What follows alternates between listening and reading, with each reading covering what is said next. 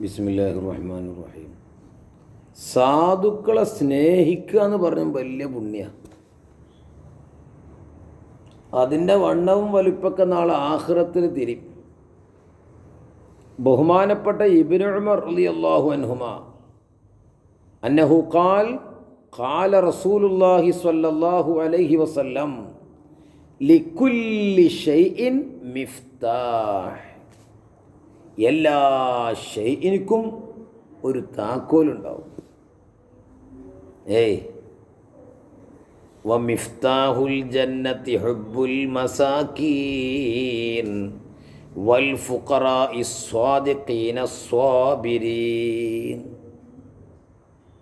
വമിഫ്താഹുൽ ജന്ന, സ്വർഗത്തിൻ്റെ താക്കോലോ അത് ഹുബ്ബുൽ മസാകീൻ വൽ ഫുഖറാ, സാധുക്കളെ സ്നേഹിക്കുക.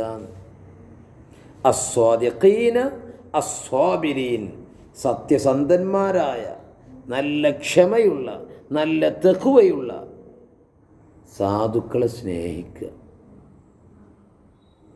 സ്വർഗം കിട്ടും. നെവർ മൈൻഡ് ചെയ്യരുത്.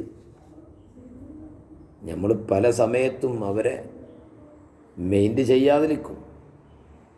നമുക്കെപ്പോഴും കാശുള്ള ആളുകളെ വേണം. എന്തിനാടോ അവരെ? സ്വർഗം കിട്ടണോ?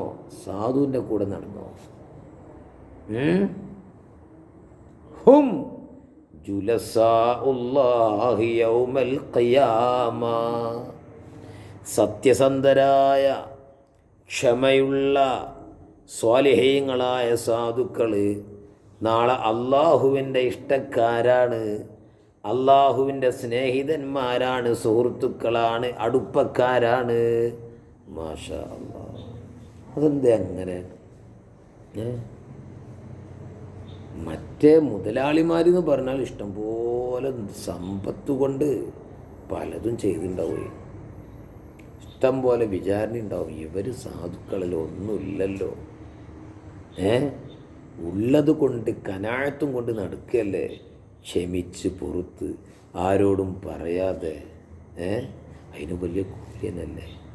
അള്ളാഹു ആ സ്ഥാനമാനങ്ങളൊക്കെ നമുക്ക് തരട്ടെ.